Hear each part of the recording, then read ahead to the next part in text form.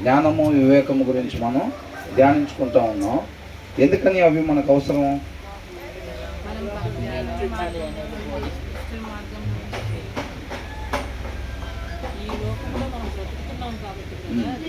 మనము ఆయన మార్గమును ఎంచుకోవటం కోసం, దానిలో నుంచి కదిలించబడకుండటం కోసము, ప్రతి ఒక్క ఆయన ఆజ్ఞ ప్రకారం నడుచుకొని అనేక మందిని బలపరచడం కోసం మనము ఆయన జ్ఞానమును, ఆయన వివేచన కోసమే మనము. యేసుక్రీస్తు వారు కూడా తండ్రి చిత్తాన్ని నెరవేర్చడానికి ఆ యొక్క జ్ఞానము వివేకాన్ని పొందుకొని తండ్రి చిత్తాన్ని నెరవేర్చారు. కాబట్టి ఆయన వల్లే మనం కూడా నిత్యము తండ్రితో పాటు యుగ యుగాలు ఉండాలని ఆలోచన కలిగి తండ్రి తన యొక్క మాటను తన కుమారుడు ద్వారా మనకి తెలియపరుస్తూ ఉన్నాడు. దేవుని చిత్తాన్ని నెరవేర్చాలి, మన ఇష్టాన్ని కాకుండా దేవుని చిత్తాన్ని నెరవేర్చాలి అని అంటే, ఇప్పుడు సిస్టర్ చెప్పినట్టుగా ఈ లోకంలో ఉంటా ఈ లోకం మాలిన్యం మనకు అంటకుండా దేవుని చిత్తాన్ని నెరవేర్చాలి అని అంటే ఆ యొక్క జ్ఞానము వివేకం వల్లనే సాధ్యం. ఈ లోక జ్ఞానం వల్ల దేవుని చిత్తాన్ని నెరవేర్చాలంటే అది అవ్వదు. అనేక మంది అదే ప్రయత్నం చేస్తూ ఉంటారు, వాళ్ళ ప్రయాస వ్యర్థమైపోతూ ఉంటుంది అనమాట. అవునా? కాబట్టి సిస్టర్ చక్కగా వివరించారు దాని గురించి. ఆ జ్ఞానం వివేకం లేకుండా దేవుని చిత్తాన్ని మనం నెరవేర్చలేము. కాబట్టి దాన్ని మనం గ్రాప్ చేసుకునే వాళ్ళుగా, పొందుకునే వాళ్ళుగా, దాన్ని వెంటాడే వాళ్ళుగా ఉండాలన్నమాట. నిత్యం ఆ జ్ఞానం కలిగి మనం దేవుని చిత్తాన్ని నెరవేర్చేవారుగా ఉండాలి. ఫెలోషిప్ ఎలా వచ్చారు? నీతి న్యాయముగా జీవిస్తూ దేవుణ్ణి మహింపరుస్తూ ప్రతి క్షణం కూడా ఆయన కృపను బట్టి మనకి ఇచ్చిన ప్రతి క్షణం నీతిగా న్యాయంగా ఉంటా ఆయన నామాన్ని గొప్పగా మహింపరిచేవారుగా ఉండాలి. ఎప్పుడు వరకు అయితే అప్పుడు వరకు, ఆయన ఎంతవరకు అయితే మనకి ఆయుష్ని ఇస్తే అంతవరకు మనం చేయాల్సిన పని, అంతేనా? ఆయన సింహాసనానికి ఆధారాలైన నీతి న్యాయం ఏదైతే ఉందో అది మన జీవితానికి అవే ఆధారాలుగా ఉండాలన్నమాట. దాన్నే అదే క్రీస్తుని కనపరచటం అని అంటే. అవునా? సామెతలు 5వ అధ్యాయం. ఈ 45 మినిట్స్లో ఇది తేలిగ్గానే అందరికి అర్థమైపోయింది. కాబట్టి ఎక్కువ వివరణ లేకుండా ఈ అధ్యాయాన్ని కంప్లీట్ చేసే ప్రయత్నం చేద్దాం. నా కుమారుడా నా జ్ఞానోపదేశము ఆలకింపు. నా కుమారుడా అంటే ఓన్లీ మగవాళ్ళక? నా కుమార్తె, లేడీస్ ఏమని తీసుకోవాలి? నా కుమార్తె అని చెప్పి తీసుకోవాలన్నమాట. పురుషులు నా కుమారుడు అనేది తీసుకోవాలి. ఏమంటున్నాడు? నా జ్ఞానోపదేశమును. మొన్న అనుకున్నాం కదా, ఏమని? ఆయన ఉపదేశంలో ఏముంటుందంట? జ్ఞానం ఉండిద్ది అనమాట. అర్థమవుతుందండి? వాక్యాన్ని ఉపదేశంగా చెప్తారనమాట. వాక్యం ఉపదేశం కాబట్టి దాంట్లో ఏమి ఇముడి ఉండిద్ది? జ్ఞానం ఉండిద్ది అనమాట. అందుకనే జ్ఞానము ఆయన నోట నుంచి వచ్చిద్ది అని ఉంది. ఆయన నోట నుంచి వచ్చేది వాక్యం కాబట్టి ఆ వాక్యంలోనే జ్ఞానము వివేకము రెండు ఇమిడి ఉంటాయి. కాబట్టి ఎప్పుడైతే ఆ వాక్యాన్ని మనం ధ్యానిస్తూ ఉంటామో ఆ యొక్క జ్ఞాన వివేకాలు మనలోకి ప్రవేశిస్తాయి అన్నమాట. అర్థమవుతుందండి? మనం ఆ వాక్యాన్ని ధ్యానించలేదనుకోండి, ఏం చేస్తాం? ఆ లోపల దేవుడి జ్ఞానం ఉండదు కాబట్టి ఇక ఆటోమేటిక్గా హృదయం లోపల ఉండే లోక జ్ఞానం దాన్ని ఉపయోగిస్తాం. అది ఉపయోగించినప్పుడు ఆ లోక జ్ఞానం ఎటు తీసుకెళ్ళింది? చక్కగా మన చిత్తాన్ని నెరవేర్చుకుంటా తీసుకెళ్తూ ఉంటుంది. అవునా? మన కోరికలు మన ఇష్టాలు ఏదైతే ఉంటాయో లోపల వాటి ప్రకారంగా ఆ జ్ఞానం నడిపిస్తూ ఉండిద్ది అన్నమాట. అలా కాకుండా వాక్యాన్ని ధ్యానించుకొని ఆ యొక్క దేవుడి జ్ఞానాన్ని మనం పొందుకునేవారుగా దేవుని చిత్తాన్ని మాత్రమే నెరవేర్చి మనం పోగొట్టుకున్న స్థితిలోనికి చేరాలి అని అంటే మనం ఏమి చేయాలి ఏమి చేయకూడదో ఆ యొక్క వివేకాన్ని ఆ వాక్యం నుంచే మనం పొందుకుంటాం అన్నమాట. కాబట్టి నిత్యం వాక్యం చదువుతూ ఉండాలి. ఎక్కడున్నా ఏ పరిస్థితుల్లో ఉన్నా సరే, ఒకవేళ వాక్యం చదవలేనంత బిజీగా ఉంటే చక్కగా ఉద్యోగం మానేసి ఇంటి నుండి వాక్యం చదువుకోవటం మేలు, అంత బిజీగా ఉంటే. అవునా? 12 గోత్రాల మీద రాజు అయిన దావీదు మహారాజు కూడా ఏం చేసేవాడు? చక్కగా దేవుడి మాటను తమ హృదయంలో పెట్టుకునేవాడు, సమయాన్ని గడిపేవాడు. దావీదు గురించి ధ్యానిస్తూ ఉంటే అసలు పరిపాలన ఎప్పుడు చేసేవాడు ఇంకా అని అనిపించింది. అంత సమయం ఏమాత్రం ఎడబాటు లేకుండా దేవునితో అట్లాంటి సహవాసం కలిగి ఉండేవాడు అన్నమాట. అర్థమవుతుందండి? కాబట్టి మనం కూడా ఏ పనులు చేస్తున్నా సరే వాక్యాన్ని ధ్యానించే దానికోసం మన సమయాన్ని కేటాయించుకోవాలి. ఏ సమయం అయితే కుదిరిద్దో ఆ సమయంలో కేటాయించుకొని ఖచ్చితంగా అది ఎక్కడైతే ఒకవేళ మనం ఏదన్నా పొలం పనికి వెళ్ళామా, ఇప్పుడు రాత్రికి వస్తున్నామా, టైం కుదరట్లేదా, మధ్యాహ్నం భోజనం టైంలో గంట సేపు టైం ఉంటే ఒక పావు గంట 20 నిమిషాలు భోజనం చేసేసుకొని మిగతా టైంలో ఒక 40 నిమిషాలు మనం వాక్యం చదువుకునే వారు ఉండాలన్నమాట. ఎందుకంటే వాక్యం చదువుకోకపోతే మన ఆత్మీయ జీవితాల్లో నిలబడం, కోల్పోతాం మనం. అర్థమవుతుందండి? దుష్టుడు ఎనీ టైం ప్రతి క్షణం కూడా మన ముందు వలల్ని సిద్ధపాటు చేసి ఉంచుతాడు. వాటిలో చిక్కుకోకుండా మనం విజయాన్ని సాధించుకుంటా ముందుకు వెళ్తూ ఉండాలన్నమాట. ఒక ఆత్మీయ జీవితం ఎలా ఉంటుందంట, అరచేతిలో తన ప్రాణాలు పెట్టుకొని వెళ్తూ ఉంటాడు అనమాట. నిజంగా సత్యాన్ని అనుసరించేవారుగా మనం ఉంటే, అలా కాకుండా కాంప్రమైజ్గా ఉంటున్నాం అనుకోండి, వాళ్ళకి వలలు ఉండవు, ఏముండవు, రేపు నిత్య జీవం కూడా ఉండదు. అర్థమవుతుందండి? కాబట్టి మన కన్నుల ముందు ఏం కట్టుకోవాలంటున్నాడు? వాక్యం ఉండాలి అని అంటున్నాడు. మన కన్నుల ముందు ఇప్పుడు టైపిస్ట్ ఎలాగైతే అక్కడ చూసి టైప్ చేస్తూ ఉంటాడో మనం కూడా ఏం చేయాలి? ఆ వాక్యాలను చూసుకుంటా దాని ప్రకారంగా మనం జీవితంలో ముందుకి వెళ్తూ ఉండాలి. ప్రతి సందర్భం గురించి వాక్యంలో చెప్పబడుతూ ఉందన్నమాట. మనం అనుకుంటున్నాం కదా, ఒక తండ్రి గురించి చెప్పబడుతూ ఉంది. ఒక తండ్రి ఎలాగ ఉండాలి, ఒక భర్త ఎలాగ ఉండాలి, ఒక భార్య ఎలాగ ఉండాలి, ఒక పిల్లలుగా ఉండేవాళ్ళు ఎలాగ ఉండాలి. మనం ఒక కార్యక్రమం జరపాలంటే పుట్టినరోజు గురించి ఏం చెప్తా ఉంది, పెళ్లి రోజు గురించి ఏం చెప్తా ఉంది. అర్థమవుతుందండి? భార్య భర్త ఫెలోషిప్ దాని గురించి ఏం చెప్తా ఉన్నారు. ఇవన్నీ ప్రతి దాని గురించి మాట్లాడుతూ ఉందన్నమాట. వాక్యంలో లేకుండా ఏదీ లేదు. మనం దాన్ని పరిగణలోకి తీసుకోవాలే కానీ ప్రతి విషయంలో వాక్యాన్ని పరిగణలోకి తీసుకొని దానిలో నుంచి నేను తీసుకొని నా జీవితంలో నేను ముందుకెళ్ళాలి అనే ఒక సీరియస్నెస్ మనలో ఉండాలన్నమాట. అర్థమవుతుందా? ఆ ఆసక్తి ఎప్పుడైతే ఉండిద్దో దేవుడు ఖచ్చితంగా మనల్ని తృప్తిపరుస్తాడు అనమాట. కాబట్టి మనం ఆ ప్రకారంగా మనం ముందుకెళ్ళాలి.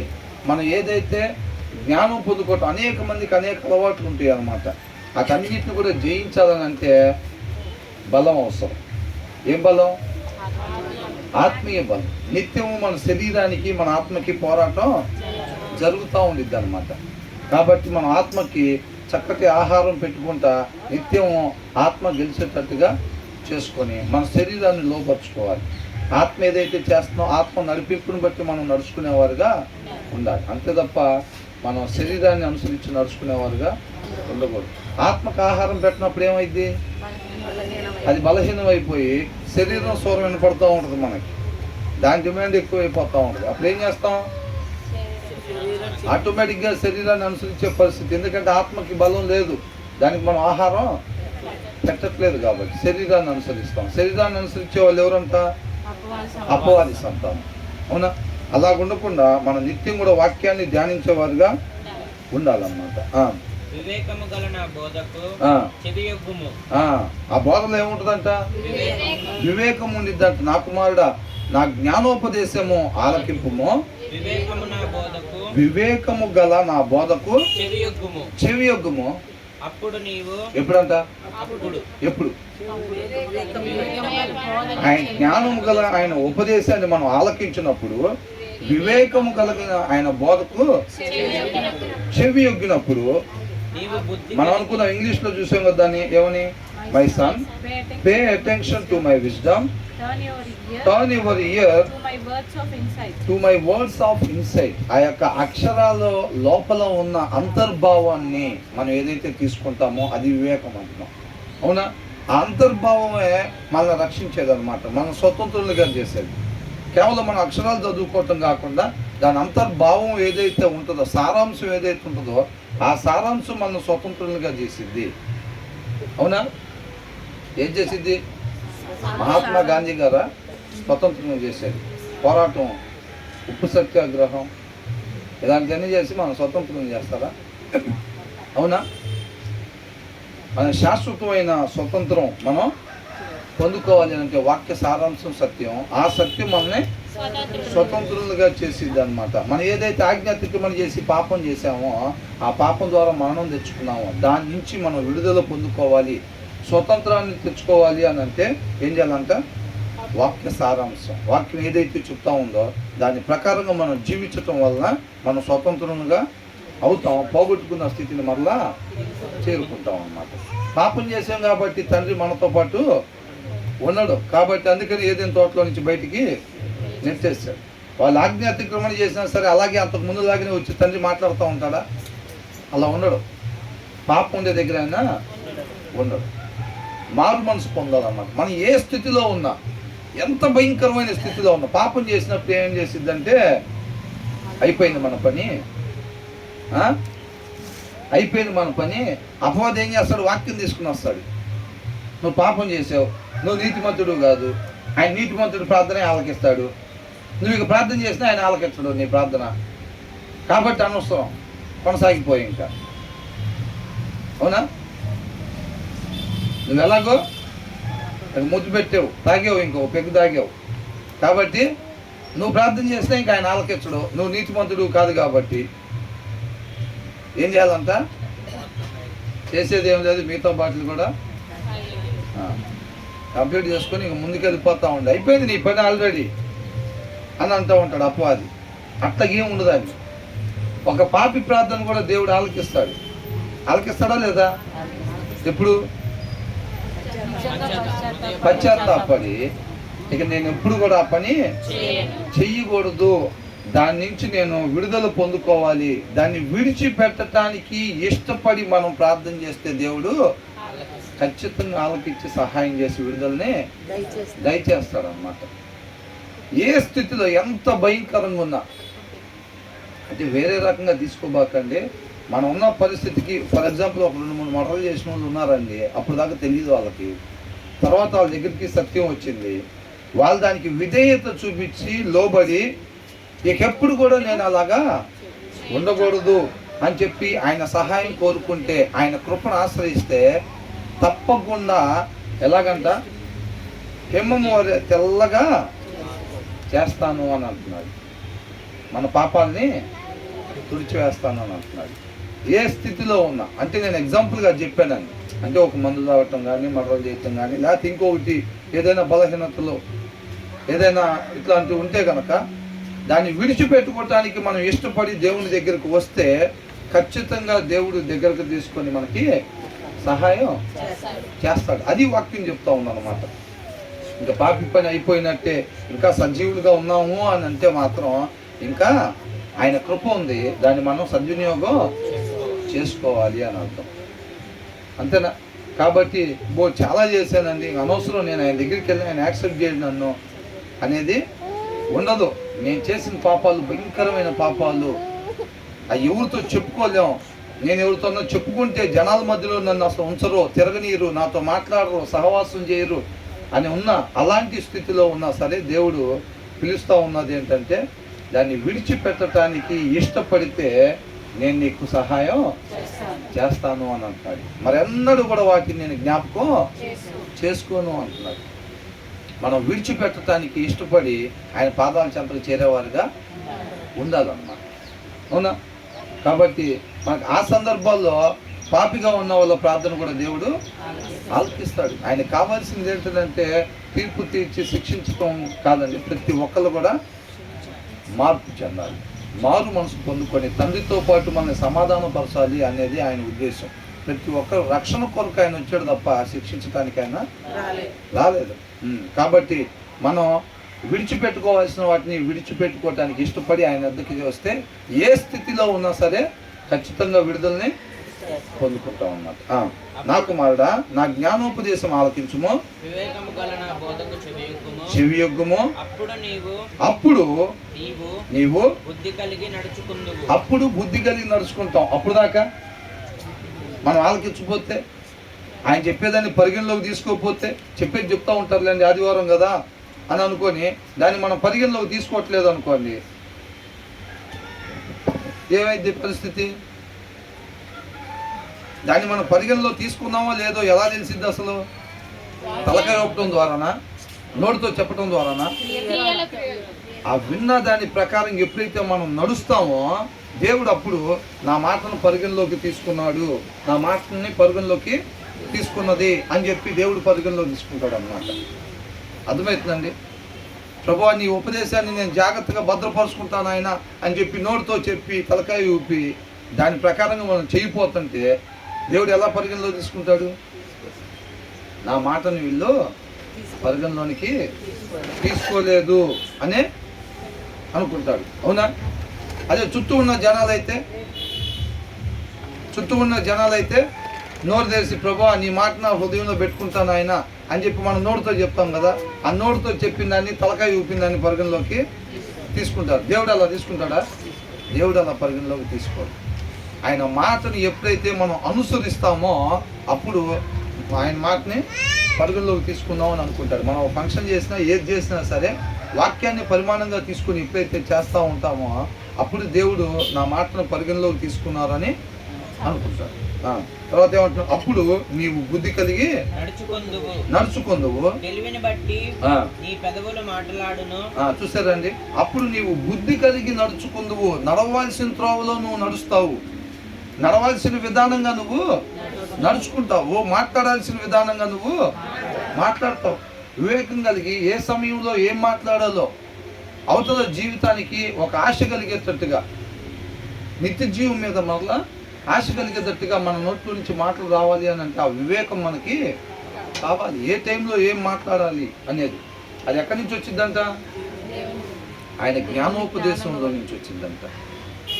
అర్థమవుతుందండి? ఆయన జ్ఞానోపదేశంలో నుంచి వచ్చిందంట.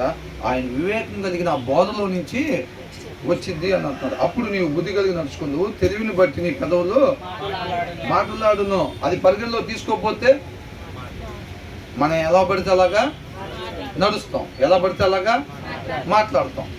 అర్థమవుతుందండి? తర్వాత ఏమంటున్నాడు?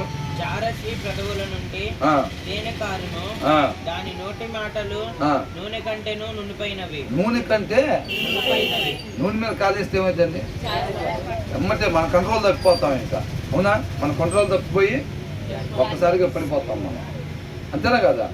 అంటే జారస్త్రీ గురించి పురుషుల గురించి అనుకుంటా వినండి, మీకే చెప్తున్నారు అన్నా. నా కుమారుడా అంటే మీరు తీసుకుంటున్నారా లేదా? కాబట్టి ఇక్కడ వ్యభిచారం గురించి అంటే ఇలాంటి వాటి గురించి వచ్చినప్పుడు జెంట్స్ ఏమనుకోవాలి? పరస్త్రీ దగ్గరికి వెళ్ళటం అని తీసుకోవాలి. లేడీస్ ఏమనుకోవాలి? పరపురుషుడి దగ్గరికి వెళ్ళటం, ఆలోచన చేయటం, ఇలాంటివి అనుకోవాలన్నమాట. కాబట్టి నా కుమారుడు అన్నారు కాబట్టి మగవాళ్ళకి వినండి, జాగ్రత్తగా వినండి అని చెప్పి స్త్రీలు వదిలిపెట్టి ఉండొద్దండి. ఎందుకంటే నేను వాస్తవానికి అనుకున్నాను, అంతకుముందు ఇప్పుడు ఇక్కడ యూత్ మీటింగ్లో 2 చోట్ల జరుగుతూ ఉండేది. అలా జరిగితే కనుక ఇది యూత్ మీటింగ్ అయితే బాగా ఉపయోగపడేది అని అనిపించింది నాకు చదివినప్పుడు. యూత్ మీటింగ్లో అయితే చక్కగా బాగా ఉపయోగపడేది యవనస్తులకి అని అనిపించింది. కాబట్టి ఇద్దరు తీసుకోండి, ఒక పురుషునికి మాత్రమే అని అనుకోవద్దు. జారస్త్రీ పెదవుల నుండి ఎందుకని రాశారు తేనెకారును అంటే? తేనె ఎలా ఉంటుంది? తీయగా ఉంటుంది. కాబట్టి వాళ్ళ మాటలు కూడా ఎలా ఉంటాయి అంట? జారస్త్రీ అన్న పురుషుల దగ్గర నుంచి కూడా. అర్థమవుతుందండి? స్త్రీలు అయితే పరపురుషుడు ఎవరైతే ఉంటారో వాళ్ళ దగ్గర నుంచి ఏం మాటలు చెప్తారు? అసలు ఇలాగ అయిపోయిందని పరిస్థితి, అవునా, ఎవరు లేరు, నాకెందుకో ఇంక పద్దాక ఇంక అట్లాగా మీరు జ్ఞాపకం వస్తున్నారు, మీకు సహాయం చేద్దాం అనుకుంటున్నాను, అదే అనుకుంటున్నాను, ఇదే అనుకుంటున్నాను అని చెప్పి భర్త చనిపోయాడు అనుకోండి, ఏం చేస్తారు? దగ్గరకు తీసే ప్రయత్నం చేస్తారు. ఉద్దేశం వేరు ఉంటుంది లోపల, అవునా కాదా? అట్లా తీయటి మాటలు అన్నమాట, అట్లా తీయటి మాటలని చెప్తూ ఉంటారు. ఇప్పుడు అదే జెంట్స్ దగ్గర లేడీస్ అయినా అంతేనా కాదా? అట్లా. కాబట్టి ఏమంటున్నాడు? దాని నోటి మాటలు నూనె కంటేను నునుపైనవి. నూనె కంటేను దాని వలన కలుగు ఫలము ముసిని పండంత చేదు. అది 2 అంచుల గల. చూసారండి ఎలా ఉంటుందంట? ఆ పెదవుల నుండి తేనె ఎలా ఉంటుంది? తీయగా ఉంటుంది. ఆ మాటలు వినేటప్పుడు అలా కనిపించింది అనమాట. తర్వాత ఏమంటున్నాడు? దాని వల్ల కలుగు ఫలము చేదంట. రిజల్ట్ ఎలా ఉంటుందంట? రిజల్ట్ చేదుగా ఉండిద్ది. జాగ్రత్త కలిగి ఉండాలి, ఆ జ్ఞానం కలిగి ఉండాలని అంటున్నాడు. దీనిపైన హెడ్డింగ్ ఏమనిచ్చాడు తెలుసండి? జ్ఞానము సంపాదించుటకు సొలొమోను ఆహ్వానించను, జారస్త్రీ తీయని మాటలలో పడిపోకూడదు అని ఉంది. అర్థమవుతుందండి? ఈ మాట తినటం వల్ల మనకి ఏమొచ్చిందంట?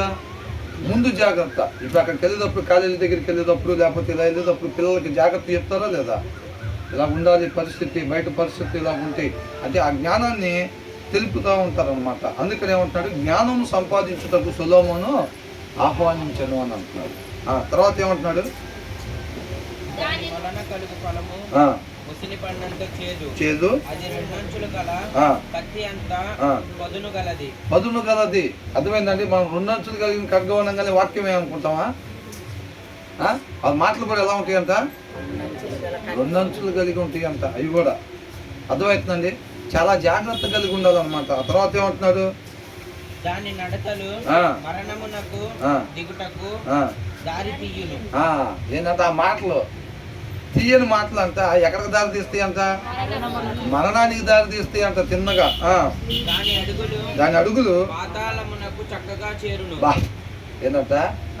ఇటు తిరిగే పని లేదు, మీరు స్ట్రైట్గా వెళ్ళండి. బస్ స్టాండ్ ఇప్పుడు బంద రోడ్డు మీద ఉంచున్నాం. బస్ స్టాండ్ ఎటు వెళ్ళాలంటే ఏం చెప్తాం? స్ట్రైట్గా వెళ్ళండి, ఎటు తిరిగే పని లేదని అంటారు. అవునా? ఒక్క మాటలో ఇక్కడ చూడండి ఎంత చక్కగా రాశారు. ఏంటంట? దాని అడుగులు చక్కగా చేరును. అది జీవ మార్గమును ఏమాత్రమును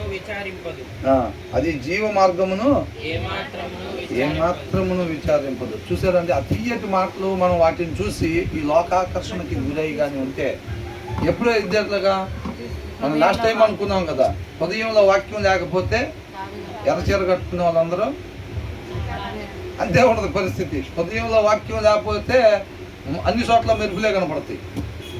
అవునా కదా? కాబట్టి హృదయంలో వాక్యం ఉన్నప్పుడు మెరుపు కనపడాల్సిన చోటే కనపడింది అన్నమాట. అర్థమవుతుందండి? కాబట్టి ప్రతి దానికి వాక్యం అవసరం. వాక్యం లేకుండా ఈ భూమి మీద ఒక మనిషి మంచి అనేది చేయలేడు. కాబట్టి ఏమని అంటున్నాడు, శుభ్రంగా అంటే దాని అడుగులు పాతాళం చక్కగా జాగ్రత్తగా తీసుకెళ్ళి అప్పచెబుతాయి అంట పాతాళం దగ్గర. తర్వాత అది జీవ మార్గమును జీవ మార్గం అంటే వాక్యాన్ని పరిగణలో తీసుకునే పరిస్థితి ఎక్కడ ఉండదు. వాక్యం ఏం చెప్తుంది, వాక్యం ఎలా ఉండమని చెప్తుంది. అర్థమవుతుందండి? ఇప్పుడు ఇందాక అనుకున్నాం కదా, ఓ తండ్రిగా మనం ఉన్నప్పుడు ఒక తండ్రి గురించి, తండ్రి ఎలా ఉండాలని వాక్యం చెబుతుంది అనేది పరిగణలో తీసుకునే పరిస్థితి ఏమీ ఉండదు. ఒక భర్తగా, ఒక భార్యగా, ఒక పిల్లలుగా అన్నప్పుడు మనకు ఒక పరిమాణం ఉంది, దాని ప్రకారంగా మనం జీవించాలి అనేది ఏమి పరిగణలోకి తీసుకునేది ఉండదన్నమాట. దానికి తెలియకుండానే అది పాతాళము దాని పాదములు ఇటు అటు తిరుగును. ఏంటంటే దాని పాదములు she gives no thought to the way of life. అంటే దాని ఆలోచన కూడా చేయదంట. ఏంటంట? she gives no thought to the way of life. దాని ఆలోచన కూడా చేయదు. ఆ తర్వాత ఏమంటున్నాడు, her paths wander aimlessly. అంటే గురి లేకుండా ఏం చేస్తాయి అంట? ఎటు పోతున్నారో తెలియకుండా ఓపెన్ అటు ఇటు ఏం చేస్తారనమాట. ఒక గురి లేకుండా వెళ్తూ ఉంటాయి. But she does not know it అని అంటే గురి లేదు, గురి పెట్టుకోకుండా వెళ్తున్నా నేను అనే విషయం కూడా తనకి తెలియదు అనమాట. తెలియకుండా అటు ఇటు తిరిగి కాలక్షేపం చేస్తూ ఉంటాయి. ఆ మార్గం ఎక్కడికి చేర్చిద్దంట? చిన్నగా పాతాళానికి చేర్చిద్ది అని అంటున్నాడు. ఆ తర్వాత కుమారులారా నా మాట ఆలకింపుడి, నేను చెప్పు ఉపదేశము నుండి తొలగకుడి. చూసారండి మధ్యలో ఏమంటున్నాడు? నా మాట ఆలకింపుడు. ప్రతి మాట అండర్లైన్ చేసుకోండి మీరు అని అంటున్నాడు. అర్థమవుతుందండి? ప్రతి మాట అండర్లైన్ చేసుకొని ఆ జ్ఞానాన్ని లోపల భద్రపరుచుకోండి అని అంటున్నాడు. ఎందుకంటే అపవాది వేసే ఉచ్చుల్లో అది కూడా ఒకటి. కాబట్టి ఆ వలలో మనం చిక్కుకొనకుండా ఉండాలి అని అంటే మనకు ఆ జ్ఞానం అవసరమైంది. తర్వాత ఏమంటున్నాడు? ఛాయకే పోవద్దు అని అంటున్నాడు. ఆ చుట్టుపక్కలకు పోవద్దు అంటున్నాడు. కొంతమంది ఏంటంటే సినిమాలు చూసి నేను మంచిగా తీసుకుంటాను అంటారు. ఏం తీసుకుంటారంట? మంచిగా తీసుకుంటారంట. అవునా? మంచిగా తీసుకుంటామా? వీళ్ళకే తెలియకుండా లోపలికి ప్రవేశించేసింది అంతే. అవునా కదా? వీళ్ళు వద్దన్నా తీసుకోవటం, మిగతా ఆపటం అట్లా ఏమి ఉండదు. వీళ్ళకే తెలియకుండా లోపలికి ప్రవేశించింది. కాబట్టి ఏమంటున్నాడు? జారస్త్రీ ఉండి ఛాయకు పోక దానికి దూరంగా చేసుకున్నాము, దాని ఇంటి వాకిట దగ్గరకు వెళ్ళకము, వెళ్ళకము, వెళ్ళిన ఎడల పరులకు నీ యవ్వన బలమును క్రూరులకు నీ జీవిత కాలమును ఆ. ఇచ్చివేతువు. ఆ, నీ ఆస్తి వలన అవునా కాదు? ఇప్పుడు ఇలాగెళ్ళిన వాళ్ళు ఎంతమంది ఉంటారు? వాళ్ళందరూ కూడా ఎలాగైపోయినాయి? వాళ్ళ జీవితాలు, వాళ్ళ కుటుంబాలు ఎలాగైపోయినాయి, వాళ్ళ ఆరోగ్యాలు ఎలాగైపోయినాయి? అవునా కాదండి? బయట పరిస్థితులు చాలా భయంకరంగా, ఇది అన్ని వేల సంవత్సరాల క్రితం రాసి పెట్టినా కానీ ఎంత చక్కగా ఆ స్థితిలోకి పోతే ఇప్పుడు మందు తాగే వాళ్ళ పరిస్థితి ఎలా ఉంటుంది? హేతు లేని గాయాలు, అవమానాలు, నిందలు ఇవన్నీ కూడా ఊరుకుంటాయి అంట. వాళ్ళ దెబ్బలు ఎలా తగిలినాయో కూడా తెలియదు అంట. వాళ్ళ కుటుంబాలు చిన్నాభిన్నం అయిపోతాయి. మందు తాగే వాళ్ళ పరిస్థితి, ఆ బలహీనత ఉన్న వాళ్ళ కుటుంబాలు ఎలాగైపోతాయి, ఎలా పాడైపోతాయో, వాళ్ళ జీవితాలు ఎలా ఉంటాయో చక్కగా రాసి పెట్టారు. ఈ జారస్త్రీ దగ్గరికి వెళ్ళే వాళ్ళు, వ్యభిచారం చేసేవాళ్ళు, లేకపోతే ఇప్పుడు ఇలాంటి ఇల్లీగల్ కనెక్షన్స్ ఎవరైతే పెట్టుకుంటూ ఉంటారో వాళ్ళ కుటుంబాలు ఎలాగైపోతాయి అనేది చక్కగా రాసి చూపిస్తూ ఉన్నారు అన్నమాట. పరులకు నీ యవన బలమును, క్రూరులకు నీ జీవిత కాలమును ఇచ్చివేతు. నీ ఆస్తి వలన పరులు తృప్తి పొందుదురు. నేను అంతకు ముందు కూడా చెప్పాను కదా ఒకసారి, డొనాల్డ్ ట్రంప్ వాళ్ళ ఫ్రెండ్, అమెరికా అధ్యక్షుడు ఉన్నారు కదా, వాళ్ళ ఫ్రెండ్ ఒక్క వ్యసనం ద్వారా తన జీవితం మొత్తం పాడు చేసుకున్నాడు. ఆ ఫ్రెండ్ అంటే ఎలా ఉంటారు? డబ్బులు లేకుండా ఉంటారు ఏమి? అవునా? మంచి ధనవంతులుగా ఉంటారు. అలాంటి వాళ్ళు ఒకే ఒక్క వ్యసనం ద్వారా తన జీవితం మొత్తం పాడు చేసుకున్నాడంట. తనకిచ్చిన సలహా, ఈ స్థాయిలో ఉండి కూడా చెప్తూ ఉండేదన్నమాట. నా స్నేహితుడు నాకు ఇచ్చిన సలహా, ఈ మందు జోలు మాత్రం నువ్వు పోవద్దు, దీనివల్ల నా జీవితం ఇట్లాగా అయిపోయింది. ఆ మాటను పరిగణలోకి తీసుకున్నాడంట. ఎంత డబ్బు, ఎన్ని కోట్ల రూపాయల డబ్బు వచ్చినా సరే దాని జోలికి మాత్రం ఇప్పుడు కూడా వెళ్ళంట. అర్థమవుతుందండి? కాబట్టి దాని ఆ జాగ్రత్త మనం కలిగి ఉండాలన్నమాట. మొత్తం పోగొట్టుకున్నాడంట, ఉన్న స్థితి మొత్తం పోయిందంట. అట్లాగా డబ్బులు మాత్రమే కాదండి పోయేది, కుటుంబాల పట్ల దేవుడికి ఒక గొప్ప ప్రణాళిక ఉంటుంది. ఆయన చిత్తాన్ని నెరవేర్చేవారుగా ఉండవు. ఒక ఇంటి యజమానురాలు అలా ఉంటే పరిస్థితి, ఆ కుటుంబం ఎలా ఉంటుంది? అసలు అంతా చీకటిమయం ఉంటుంది. అనేక మందికి ఒక గుడ్ ఎగ్జాంపుల్గా ఉండాల్సిన వాళ్ళు ఎలాగైపోతారు? మా ఇంటి పక్కన ఉన్నారు లేండి, మా ఇంటి పైన ఉన్నారు, వాళ్ళు క్రైస్తవులే, ఆయన సాయంత్రం అయితే చాలు, ఏంటంట సాయంత్రం అయితే చాలు తాగి గొడవ వాళ్ళ ఆవిని కొట్టడం, కేకలు ఎంత ఉంటాయి. మన సత్యమనే వెలుగుని ప్రకాశింపజేయాల్సిన మనం దేని ప్రకాశింపజేస్తున్నారు? చీకటిని ప్రకాశింపజేస్తున్నారు. చాలామంది ఇంకా భయంకరమైన పరిస్థితి, బాప్తిసాలు తీసుకొని వ్యసనాలకు గురైపోతున్నారు. సత్యాన్ని వదిలిపెట్టి వాళ్ళ ఇష్టాన్ని నెరవేర్చుకుంటూ పోతూ ఉన్నారు. ఒక మందు తాగితే తప్పు కాదండి, ఒక వ్యభిచారం చేస్తేనే తప్పు కాదండి, మన సొంత ఇష్టాన్ని నెరవేర్చుకోవటం కూడా అంతే తప్పు. ఇక మీద నా కొరకు కాకుండా నీ కొరకు మాత్రమే జీవిస్తాను అని చెప్పి మన ఇష్ట ప్రకారంగా మళ్ళీ జీవించటం, అది కూడా అలాంటిదే తప్పు. కొంతమంది అనుకుంటారు పెద్ద పెద్ద చేస్తేనే తప్పు అని అనుకుంటారు. తర్వాత ఏమంటున్నారు? నీ కష్టార్జితము అన్యుల ఇల్లు చేరును. నీ ఆస్తి వలన పరులు తృప్తి పొందుదురు. నీ కష్టార్జితము, అవునా కదా? డబ్బులన్నీ పోగొట్టుకుంటారుగా, చిన్నగా డబ్బులన్నీ పోగొట్టుకుంటారు. ఇల్లు రాసిస్తారు, ఉన్న స్థలం రాసిస్తారు, అట్నుంచి ఇటైనా ఇట్నుంచి అటైనా సరే ఉన్నది మొత్తం పోగొట్టుకుంటారు. ఉన్న భార్య పిల్లలను వదిలిపెడతా ఉంటారు. కుటుంబాలు మొత్తం భయంకరంగా అయిపోతాయి. నీ కష్టార్జితము అన్యుల ఇల్లు చేరును. తుదకు నీ మాంసమును నీ శరీరమును క్షీణించినప్పుడు, చాలా మందికి మరి ఇట్లాంటి ప్రాబ్లమ్స్ వస్తాయా లేదా? అవునా? ఇలాంటి అలవాట్లు పడినప్పుడు ఒకరోజు ఏమైంది? ఫైనల్ డే ఆయనకి అనారోగ్య సమస్య వచ్చిందంట. ఆయనకి ఇలాంటి దురలవాటు ఉందంట, ఆమెకి ఇలా ఉందంట పరిస్థితి, అందుకని ఆమెకి అలాగా అయిందంట అని చెప్పి ఈ మొత్తం కూడా మన జ్ఞానం పొందుకోవటానికి ఇవన్నీ చెప్తున్నారు అన్నమాట. ఎందుకంటే దాని ఎంట్రన్స్ ఎలా ఉండిద్దంట? 3వ వచనంలో ఏమని రాశారు? జారస్త్రీ అలా ఉంటుంది, నూనె కంటే నునుపైంది అన్నమాట. ఎంట్రన్స్ సిచ్యువేషన్ అలా ఉంటుంది.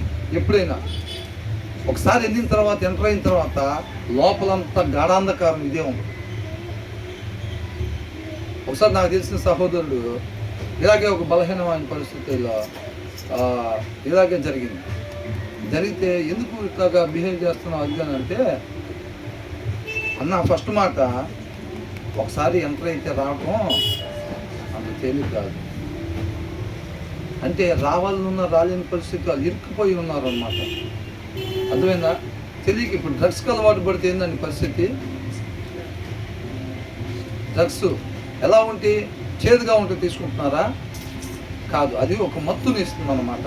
దాన్ని తీసుకున్న తర్వాత ఇక ఒకసారి తీసుకున్నాం, ఇక వద్దని చెప్పి ఆ డ్రగ్స్ తీసుకుంటే ఏమైంది, ఇంకా తర్వాత రోజు దాన్ని ఎత్తుక్కుంటా మనం వెళ్ళిపోతాం. అవునా కదా? తర్వాత రోజు దాన్ని ఎత్తుక్కుంటా వెళ్ళిపోతాం అంతే, ఎక్కడున్నా సరే. తర్వాత మూడో రోజు ఇక నాన్న చెప్పాడా, అమ్మ చెప్పిందా, లేకపోతే ఇంకొకరు చెప్పారా, ఇక ఏమీ కనపడదు. ఇక ఏదైనా చేసే పరిస్థితి ఉంది. అర్థం వచ్చిన వాళ్ళని ఏదైనా సరే చేసే పరిస్థితి ఉంది. అంత భయంకరంగా ఉండిద్ది అనమాట. ఒకసారి ఎంటర్ అయిన తర్వాత మెయిన్ ఎంట్రన్స్ అలా ఉంటుంది అంతే. ఆ లోపలికి వెళ్ళిన తర్వాత అంత గాఢాంధకారం ఉంది. వీటన్నిటిలో అంతే. అది ఏ దురలవాటు అయినా సరే, బైబుల్ వద్దు అని చెప్తున్న ఏ దురలవాటు అయినా సరే ఎంట్రన్స్ మాత్రం ఎలా ఉంటుందంట, తన పెదవుల నుండి తేనె కారును, తర్వాత నూనె కంటే నూనెపోయింది. ఒకసారి లోపలికి ఎంటర్ అయిపోతే బయటికి రావటం కష్టం. కాబట్టి ఏమంటున్నాడు, ఆ ఛాయలకే వెళ్ళొద్దు అని అంటున్నాడు. ఆ ఛాయలకే వెళ్ళొద్దు అని అంటున్నాడు. ఆ ఊహ భయంకరం. అర్థమవుతుందండి? ఆ జ్ఞానం మనకు ఉండాలన్నమాట, దైవ జ్ఞానం. ఈ లోక మాలిన్యం మనకు అంటకుండా ఉండాలి అంటే దైవ జ్ఞానం మనకి అవసరం. కాబట్టి ఆయన కృపను బట్టి మనకు తెలియపరుస్తున్నాడు. ఇంకా తుదకు నీ మాంసమును నీ శరీరమును క్షీణించినప్పుడు అయ్యో ఉపదేశం నేను ఎట్లు త్రోసివేసి తిని నా హృదయము గద్దింపును ఎట్లు తృణీకరించెను అని అంటున్నాడు. ఏమనుకుంటారంట? న్యాయాధిపతుల్లో కూడా అంతేగా. శుభ్రంగా వీళ్ళకి నచ్చినట్టు చేయటం, వాక్యం తీసి పక్కన పెట్టి వీళ్ళకి నచ్చినట్టు చేయటం, శత్రువులకు అప్పగించగానే అక్కడికి పోయి ఆడటం. మళ్ళీ ఏమని, నీ మాట వినకపోవటం వల్లే మాకు ఈ స్థితి వచ్చింది నాయన, నీ మాట ఎప్పుడు వదిలిపెట్టం ఇంక మేము అని చెప్పి అంటారు. మళ్ళీ రక్షించి అక్కడికి తీసుకురాగానే ఓకే ఉంటాం, గుడ్ బై. మరలా వీళ్ళు ఇష్టం నెరవేర్చుకుంటూ పోవటమే. అలా ఉండింది పరిస్థితి. కాబట్టి ఏమన్నాడు, అయ్యో ఉపదేశము నేను ఎట్లా త్రోసివేసి తిని నా హృదయము గద్దింపును ఎట్లు తృణీకరించను. ఉపదేశం ఏదైతే వింటున్నామో ఆ పరిస్థితి దగ్గరికి వెళ్ళినప్పుడు ఏమైందంటే ఇది జ్ఞాపకం వచ్చింది. జ్ఞాపకం వచ్చిన ఏం చేస్తారు? బలం సరిపోదు. ఒక్కొక్కసారి బలం సరిపోదండి. ఇప్పుడు దావీదు కోట మీద జరిగింది కూడా అదే. యాదృచ్ఛికంగా చూశాడు. చూసినప్పుడు ఏమైంది? శరీరం డిమాండ్ చేసింది. ఆయనకి బలం సరిపోవాలి ఆత్మీయంగా. ఆ మనుషులు పిలవాలి అని అంటే ఆ ప్లేస్లో ఆ ఉపదేశం గుర్తొచ్చింది. ఉపదేశం గుర్తొచ్చిన అప్పుడు ఆత్మకి కావాల్సిన బలం లేనప్పుడు ఏమవుతుందంటే శరీరం బలం సరిపోక ఏం చేస్తాడు? ఎవరక్కడ రండి, ఎవరో కనుక్కొని తీసుకొని రండి అని అంటాం. అవునా కదా? బలం సరిపోకపోతే ఫోన్ అక్కడే ఉంటుంది. మనకు ఆత్మకి సరైన ఆహారం లేదనుకోండి, ఏం చేస్తాం? వద్దు నేను చూడకూడదు, వద్దు నేను మాట్లాడకూడదు వాళ్ళతో, వద్దు అని అనుకున్నా కానీ ఫోన్ అక్కడే ఉంటుంది. మనం ఏం చేస్తాం? వద్దు అనుకుంటానే ఫోను తీసుకుంటాం, ఫోను చూస్తాం, ఫోను చేస్తాం, చేయకుండా వాళ్ళకి ఫోన్లు చేస్తాం. ఎందుకని? ఏమనుకుంటున్నాం? వద్దనుకున్నా సరే ఆటోమేటిక్గా ఫోన్ తీసుకుంటాం, ఆటోమేటిక్గా చూస్తాం, ఆటోమేటిక్గా చేస్తూ ఉంటాం. ఏం సరిపోవట్లేదు? బలం సరిపోవట్లేదు. శరీరం ఏది చెప్తుంటే ఆ ప్రకారం వెళ్ళిపోతున్నాం మనం ముందుకి. అర్థమవుతుందండి? ఆ ఉపదేశం తర్వాత ఏమొచ్చిందంట? అయ్యో ఉపదేశం నేను ఎట్లు త్రోసివేసి తిని. ఆ పరిస్థితుల్లో ఉండేటప్పుడు ఏమైంది? హృదయ గద్దింపు వచ్చింది అనమాట. వద్దు, తప్పది, వెళ్ళకూడదు, ఇటు డేంజర్ బోర్డు పెట్టుంటుందా లేదా? అట్లాగా హృదయం ఏం చేస్తూ ఉంటుంది? వద్దు, గద్దిస్తూ ఉంటుంది. మనం చెయ్యకూడని పని అంటే వాక్యంలో ఏది వద్దు అని ఉందో ఆ పని చేసేటప్పుడు హృదయం ఏం చేసింది? గద్దిస్తూ ఉంటుంది. కొంతమంది ఆ స్థాయి దాటి ముందుకెళ్ళిపోతారు. అది గద్దించిన సంగతి కూడా వీళ్ళకి మీకు వినపడదు. అలారం ఒకసారి మోగిద్ది, రెండుసార్లు మోగిద్ది, అయినా సరే నిద్రపోతాం కాదు, మోగుతూ ఉంటుంది, నిద్రపోతూ ఉంటారు. ఇక తర్వాత గద్దింపులే ఉండవు. ఇంకా ఆటోమేటిక్గా ఫోన్ చేయటం, వెళ్ళిపోవటమే ఉంటుంది. ఇక గద్దింపులే ఉండవు. అవునా? కాబట్టి ఏమని అంటున్నాడు? ఉపదేశాన్ని త్రోసివేసినప్పుడు ఏం చేస్తుందంట? నా హృదయం గద్దింపు లేనట్లు తునీకరించను అంటున్నాడా? నా బోధకుల మాట నేను వినకపోతిని. ఎవరైతే చెప్తా ఉంటారో ఆ ప్లేస్ లో కౌన్సిలింగ్ ఇచ్చేవాళ్ళు కావచ్చు, చెప్పేవాళ్ళు కావచ్చు, ఉపదేశకులు కావచ్చు, బోధకులు కావచ్చు, చెప్తారు కదా, గైడెన్స్, డిసిప్లిన్ ఇస్తారు చూసారా, శిక్షణ ఇస్తారు చూసారా. అది ఇంట్లో తండ్రి కావచ్చు, తల్లి కావచ్చు, లేకపోతే ఇక్కడ ఉండే బోధకులు కావచ్చు. ఎవరైతే మనం సరి చేస్తూ ఉంటారో వాళ్ళు ఏంటంట? నా బోధకుల మాట నేను వినకపోతుంది. ఎప్పుడు వినరు? వాక్యం బలం లేనప్పుడు ఎవరు చెప్పినా వినే పరిస్థితి లేదు. శరీరం బలంగా ఉండిద్ది అన్నమాట. వాళ్ళు చెప్పిన మాట పరిగణలోకి తీసుకునే పరిస్థితి ఉండదు. అట్లా ఉండిద్ది. కాబట్టి మనం ఎప్పుడు ఆ స్థితిలోకి పోకుండా మనం బలం కలిగి ఉండాలి, ఆత్మీయ బలం కలిగి ఉండాలి. దావీదంతటి వాడే ఏమి చేయలేకపోయాడు ఆ పరిస్థితుల్లో. అర్థమవుతుందండి? కాబట్టి మనం ఎప్పుడెప్పుడు దొరుకుతామా అని చెప్పి అపవాది చూస్తూ ఉంటాడు. హృదయంలో వాక్యం లేకుండా, ఆదికాండంలో ఒక మాట ఉంది, ఏమనుంది? నువ్వు సత్క్రియ చెయ్యని ఎడల వాకిట్లో పాపం పొంచి ఉండిద్ది అని అన్నాడు. చెడ్డ పని చేస్తే కాదంట, మనం మంచి పని చెయ్యకపోతే వాకిట్లో పాపం పొంచి ఉండిద్ది. పొంచి ఉండటం అంటే ఒక జింకను పట్టుకునేటప్పుడు పులి ఎలా ఉంటుంది? పొదసాటున, అవునా? ఎప్పుడెప్పుడు హృదయంలో వాక్యం లేకుండా దొరుకుతారా అని చెప్పి ఎదురు చూస్తూ ఉండేది అనమాట. వాక్యం లేకుండా కానీ మనం దొరికాము అని అంటే ఇంకేం లేదు, జింక మీద పులి పడినట్టే, అమాంతంగా అటాక్. అవునా? ఒక్కసారిగా ఆత్మీయ జీవితం కోల్పోతారు. కాబట్టి మనం ఆ పరిస్థితుల్లోకి పోకుండా ఎందుకు రాపించారు మనకు అదంతా? అందుకేనా కదా, ఆత్మ బలంగా ఉండాలి, వాక్యం చదవాలి, వాక్యం ఖచ్చితంగా చదవాలి. ఒక పాట వింటున్నాము అంటే ఆ పాటలో వాక్యమే ఉండాలి తప్ప వేరొకటి ఉండటానికి వీల్లేదు. వాక్యంలో చెప్పబడింది ఆ మాట. అర్థమవుతుందండి? పాటల్లో వాక్యమే ఉండాలి. మనం పాటలు రాసినా కానీ ఏది మనం విన్నా వాక్యానుసారం ఉన్నాయో మనం వినాలి. ఒక పాట వింటున్నామంటే మ్యూజిక్ ఎంజాయ్ చేయటం, ట్యూన్ ఎంజాయ్ చేయటం కాదండి, దాంట్లో ఉన్న దేవుని మాటలు మనం బ్రతికిస్తాయి అన్నమాట. ఆ వాక్యం వింటున్నామంటే కొద్దిసేపు 45 నిమిషాలు కూర్చున్నాము, పుణ్యం వచ్చి ఉండిద్ది. అలాగే మనం ఆచారంగా ఉండకూడదు. మన రక్షించే మాటలు, ఆ మాటలు మనం అనుసరించేవారుగా ఉండాలన్నమాట. తర్వాత ఏమంటున్నాడు? నా ఉపదేశకులకు నేను చెవి యొక్కలేదు. నేను సమాజ సంఘముల మధ్య నుండి నన్ను ప్రతి విధమైన దౌష్యమునకు లోబడుటకు కొంచెమే ఎడమాయను అని నీవు చెప్పుకొనుచు మూలుగుచుందువు. మొత్తం అయిపోయింది. ఆ చదవాల్సిన టైంలో చదవకపోతే మన చదవలేదుగా ఏమైంది, నిన్న చదవలేదుగా ఏమైంది. ఒక్కసారి ఆ పరిస్థితి ఎదురైన తర్వాత నీకు జయించడానికి బలం సరిపోదు. ఆటోమేటిక్గా నూనె మీద కాలేసినట్టుగా ఏమైంది, వెళ్ళిపోతాం ఆ గాఢ అంధకారంలో. వన్స్ ఒకసారి వెళ్ళిన వాళ్ళు చెప్పే మాటలు ఒకసారి ఎంటర్ అయ్యామనంటే బయటికి రావటం అంత తేలిక. అర్థమవుతుందండి? ఆ ఛాయలకు కూడా పోబాకండి అని అంటున్నారు. ఆయన ప్రేమతో మనకు చెప్తున్న మాట, ఆ ఛాయలకు కూడా పోబాకండి. అంత భయంకరంగా ఉంటాయి. ఎంట్రన్స్ అలాగే ఉండిద్ది. అదే వాడు చేస్తున్నాడు, వాడు ఫుల్గా ఎంజాయ్ చేశాడంట, అసలు రాత్రి ఇట్లా అంటారా అట్లా అంటారా, ఫారెన్ బాటిల్ తెచ్చారంట, ఇది తెచ్చారంట, ఇది తెచ్చారు. ఎంట్రన్స్ అంతే ఉండిద్ది.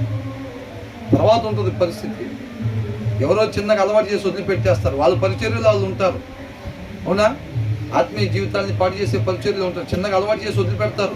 తర్వాత వేరే వాళ్ళకి అలవాటు చేసే పనిలో వాళ్ళు బిజీగా ఉంటారు. పోయి మన పని అయిపోయిద్ది. ఇంకా తర్వాత రోజు మనమే పోతాం షాప్కి, ఇంకా పోయి 2 సీసాలు కొనుక్కొచ్చుకుంటారు. వీళ్ళు కొనుక్కు రావటం, తాగటం, తన్నటం, పిల్లల్ని విసిరేయటం, డబ్బులు మొత్తం తీసుకెళ్ళటం, కుటుంబం మొత్తం చిన్న భిన్నం అయిపోయింది.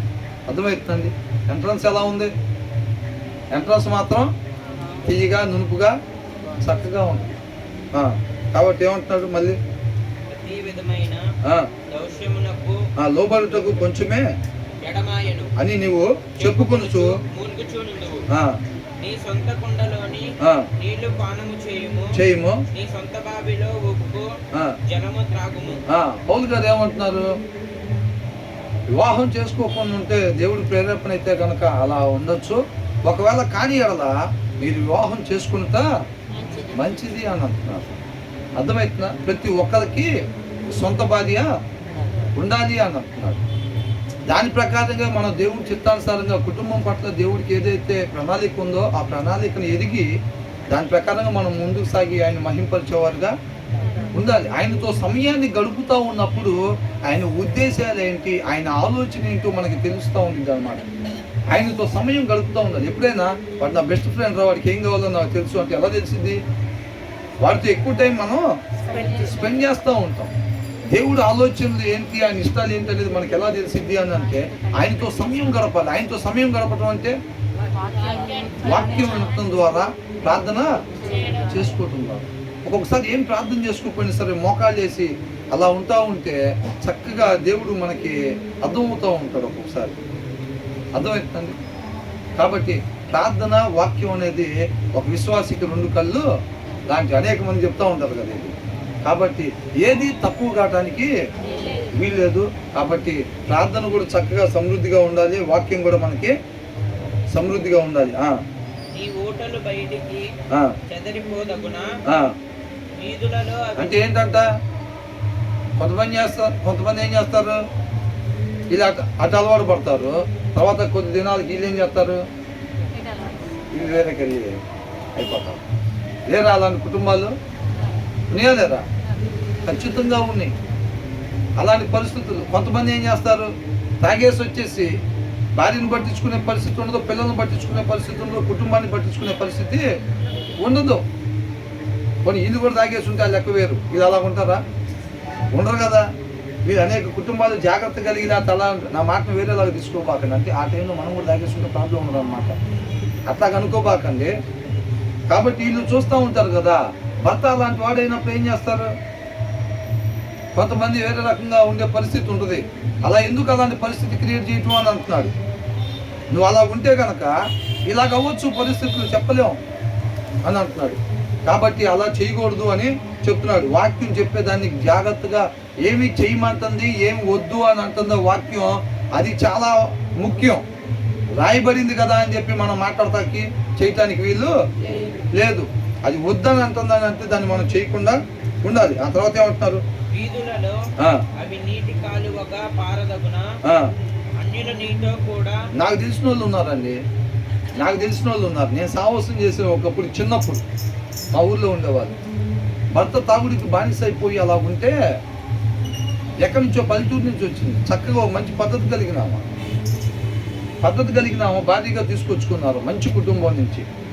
భర్త తాగేసి ఊరికంటే వాళ్ళకి ఏముంటుందంటే నీలోనే ఆనందం అంటారు చూసారా. ఒక విశ్వాసకి ఏసైలోనే ఆనందం ఉంటే ఈ వ్యసనాలు గురైన వాళ్ళకి దాంట్లోనే ఆనందం ఉంటుంది అంతే. అమ్మాయి ఫస్ట్ వచ్చిందన్న, స్కూల్ ఫస్ట్ వచ్చిందన్న, లేకపోతే ఇంకోటైనా వాళ్ళకి ఆనందాలు ఏమి ఉండవు. ఆ సీసా కొనుక్కొని తాగితేనే ఆనందం. కొంతమందికి ఇప్పుడు ఇలాంటి అలవాట్లు ఉండే వాళ్ళకి అక్కడికి పోతేనే ఆనందం, వాళ్ళకి దాంట్లోనే ఆనందం తప్ప ఇక వేరే దగ్గర ఆనందం ఉండదు. అయితే ఏమైంది, ఒక మంచి కుటుంబం నుంచి ఒక అమ్మాయిని తీసుకొచ్చారు, చక్కగా వివాహం చేశారు. ఇతనికి మాత్రం ఏమైపోయింది, ఎక్కడ అలవాటు అయిందో కానీ తాగుడు అలవాటు అయిపోయింది. ఆయన దాంట్లోనే ఆనందం, ఇంకా వేరే దాంట్లో ఆనందం లేదు. నేను తర్వాత ఇప్పుడు ఇక్కడ వచ్చేసి విజయవాడలో ఉంటున్నాం కదండి. తర్వాత కనుక్కుంటే కొద్ది రోజుల తర్వాత ఆమె వేరే పని, ఇప్పుడు అక్కడెక్కడ రోడ్డు మీద ఉంటారు చూస్తారా, అలాగా చేస్తున్నట్టుగా సమాచారం వచ్చేసింది. అసలు నేను ఆశ్చర్యపోయాను, ఏంటి పరిస్థితి, అలా చేయటం ఏంటి, వాళ్ళు అసలు ఎలా ఉండేది, వచ్చినప్పుడు ఎలాంటి కుటుంబంలో నుంచి వచ్చింది, ఎలాంటి పరిస్థితుల్లో ఉండేది అని అనుకున్నాను. భర్త అర్థమవుతుందండి, ఆయనకి తాగటం చక్కగా ప్రతిరోజు ఎప్పుడు సాయంత్రం అయితే తెచ్చుకొని అలాంటి పరిస్థితి ఉండదు. ఆమె ఏం చేస్తుంది, ఇంకా పోయి బజార్లోకి ఉండిపోతుంది. ఫుల్ మేకప్ వేసుకోవటం, ఫేషియల్ చేయించుకోవటం, అలా ఉండి ఏంది అట్లా అయిపోయింది అసలు వ్యక్తి అంటే ఇది పరిస్థితి అని అన్నారు. ఆ కుటుంబం అట్లా పాడైపోయింది. అర్థమవుతుంది. వాటి గురించే రాశారు ఇక్కడ. ఏమంటున్నారు, వీధులలో అవి నీటి కాలువగా పారదగున అన్యుల నీతో కూడా వాటిని అనుభవింపకుండా అవి నీకే ఉండవలెను కదా. నీ ఊట దీవెన నుందును, నీ యవ్వన కాలపు భార్య యందు సంతోషింపుము. ఆమె అతి ప్రియమైన లేడి, అందమైన దుప్పి.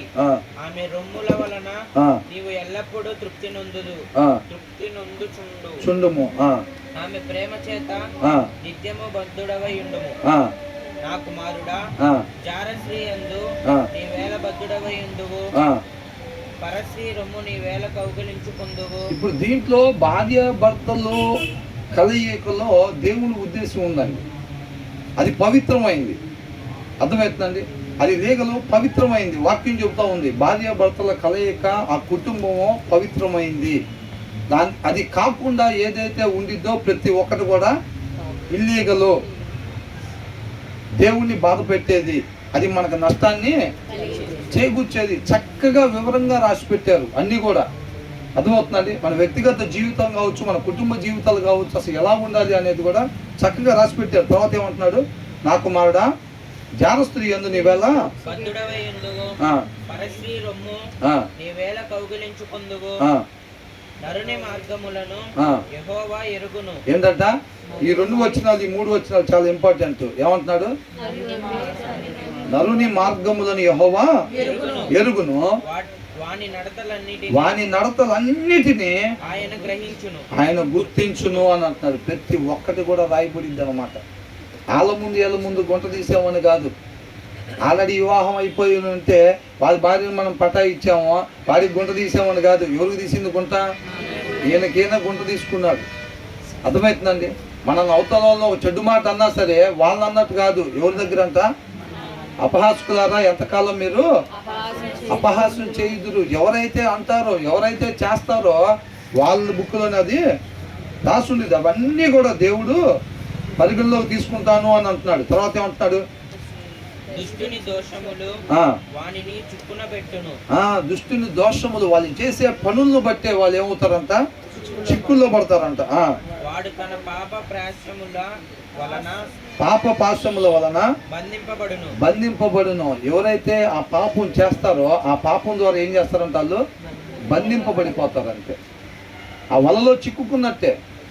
నిత్యం అపవాది ఒక విశ్వాసం ముందు ఏం చేస్తారు? నిత్యము వలలు కట్టి ఉంచుతారు అనమాట. ఆ జ్ఞానం, దేవుడి జ్ఞానం, ఆయన కృప కాపుదల లేకపోతే మాత్రం మనం ఆ వలలో చిక్కుకుపోతాం. ఎవరు ఏ విషయాల్లో బలహీనంగా ఉంటారో దానినే ఎరగా పెట్టి ఆడిస్తూ ఉంటాడు అపవాది. గుర్తుపెట్టుకోవాలి. అర్థమవుతుందండి? మందు తాగే వాళ్ళ ఇంటి పక్కన స్త్రీని పెట్టడు. మందు తాగే వాళ్ళ ఇంటి పక్కన ఏం పెడతాడు? వైన్ షాప్ పెడతాడు. చక్కగా అవునా? వైన్ షాప్ పెడతాడు. ఆ కిటికీ మూయకుండా ఎనీ టైం తీసి ఉంచేటట్టుగా ఏర్పాటు చేస్తాడు. అదే ఇప్పుడు ఇలాంటి అలవాట్లు ఉండే వాళ్ళకి మనం ఎప్పుడు అనుకుంటాం కదా, ఇల్లు మారంగానే ఆటోమేటిక్గా పక్కింట్లో మొత్తం తేడానే ఉంటుంది. అవునా? అట్లాంటి ఎర్రలే ఉంటాయి అక్కడ. కాబట్టి దాన్ని మనకు ఆత్మీయ బలం లేకపోతే మాత్రం ఆ వలలో చిక్కుకొని ఉంటాం. ఎప్పుడెప్పుడు వాక్యం లేకుండా ఉంటారా అని చెప్పి ఎదురు చూస్తూ ఉంటాడు అనమాట గుమ్మాల దగ్గర. వాకిట్లో పాపం కొంచెం ఉండిద్ది అనమాట. కాబట్టి మనం ముందే జాగ్రత్త కలిగి ఉండాలి. సమృద్ధి వాక్యాన్ని మన హృదయంలో ఎల్లప్పుడూ కలిగి ఉండాలి. దేవుని యొక్క కృపా కాపుదల మనకు ఎల్లప్పుడూ తోడుగా ఉండాలి. అలా ఉండాలి అని అంటే ఏం చేయాలో ఈ ముందు వచనాల్లో చూసాం కదా. మనం ముందు దినాల్లో చక్కగా దేవుడు మనకి తోడుగా ఉండాలంటే, ఆయన మన ఆత్మీయ జీవితానికి ఆయన కాపుదల దయచేయాలి అని అంటే, ఆయన మనకు తోడుగా ఉండాలని అంటే మనం ఎలాగ ఉండాలి అనేది మొత్తం రాసి ఉంది క్లియర్గా. తర్వాత ఏమంటున్నాడు? శిక్ష లేకయే అట్టివాడు నాశనమగును. ఏం చేస్తాడంట దేవుడు?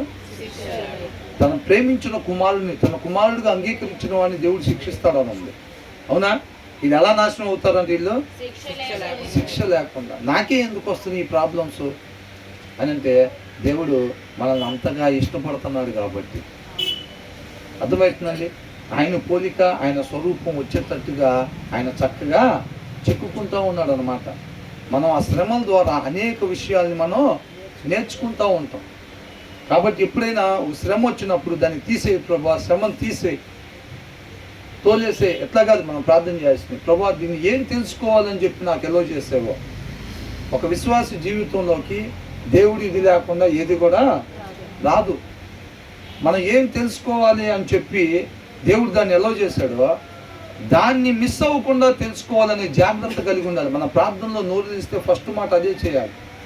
అనారోగ్య సమస్య వచ్చిందా, పిల్లలకు బాగోలేదా, లేకపోతే ఇంకోట ఫస్ట్ మోకరించినప్పుడు ప్రభా దీన్ని ఎందుకని ఎలా చేసావో, మేమేం తెలుసుకొని ఏ రీతిగా ఉండాలని నువ్వు ఇష్టపడతా ఉన్నావో దాన్ని మిస్ అవ్వకుండా మేము నేర్చుకోవటానికి సహాయం చేయి ప్రభా. ఆ అనారోగ్యం తొలగిపోయే లోపలే మనం నేర్చుకోవాల్సింది నేర్చుకోవాలి. అది నేర్చుకున్న తర్వాత దేవుడు దీన్ని ఆటోమేటిక్గా తీసేస్తాడు. మనం ఇది నేర్చుకోవటం కోసమే ఇంట్లో ఆ సమస్యను తీసుకొచ్చి దేవుడు పెట్టాడు అనమాట. అర్థమవుతుందండి. కాబట్టి మనం దీనికి వెళ్ళి అసలు ధ్యాస లేకుండా దాన్ని తీసే ప్రభా అని ఉపవాసాలు ఉన్నాయి, ఆయన తీసేది. ఎందుకని? ఆయన మనల్ని ప్రేమించేవాడు. అది మనకు అవసరం. మనం నేర్చుకోవాల్సింది నేర్చుకోవాలి. కాబట్టి అది నేర్చుకోవటం కోసం వారమైనా 10 రోజులైనా, వేరే వాళ్ళకి జ్వరం వస్తే 2 రోజుల్లో తగ్గుతుంది. మా పిల్లడికి జ్వరం వస్తే 10 రోజులైనా తగ్గల. ఎందుకు తగ్గల? న్యాయాధిపతుల గ్రంథంలో చూస్తే ఒక్కొక్కరు 8 సంవత్సరాలకి తెలుసుకున్నారంటారు. శత్రువుల ప్రదేశానికి వాళ్ళకి అప్పగించినప్పుడు వాళ్ళు అక్కడికి వెళ్ళిన తర్వాత కూడా వాళ్ళు ఆ ప్లేస్లోకి ఎందుకు వచ్చారు అనే విషయం తెలుసుకోవడానికి 8 సంవత్సరాలు పట్టేదంట. కొంతమంది 15 సంవత్సరాలు పట్టిన వాళ్ళు ఉన్నారు. 28 సంవత్సరాలు పట్టిన తర్వాత మొర పెట్టుకున్నారంట దేవుడికి. ప్రభువా, నీ మాట వినకపోవటం వల్లే మేము ఇక్కడికి వచ్చాం, ఇక ఎప్పుడు కూడా నీ మాటను త్రోసిపుచ్చున్నాయన అని చెప్పి వాళ్ళు అప్పుడు ప్రార్థన చేసిన వాళ్ళు ఉన్నారు. కొంతమంది 8 సంవత్సరాలకి తెలుసుకొని ప్రార్థన చేస్తారు, కొంతమంది 15 సంవత్సరాలకి తెలుసుకున్నారు. కాబట్టి మనం తెలుసుకోవాల్సిన దాన్ని మనం ఎప్పుడైతే తెలుసుకుంటామో ఆటోమేటిక్గా మబ్బులు తొలగిపోతాయి అన్నమాట. కాబట్టి మన ప్రార్థన అది అయి ఉండాలి. దాన్ని చూసి మనం భయపడేవారుగా ఉండకూడదు. ఎవరు భయపడాలనంట? కీర్తనలు 11 దాంట్లో ఉంది కదా, దావీదు చెప్తున్నారు కదా, వాక్యానికి విరోధంగా ఏదైతే చేశారో, ఎవరైతే చేస్తున్నారో వాళ్ళు భయపడాలి, వాళ్ళు పారిపోవాలి. నీతిమంతులు భయపడే పని లేదు. కానీ శ్రమలు రాకుండా ఉంటాయా? శ్రమలు వస్తాయి.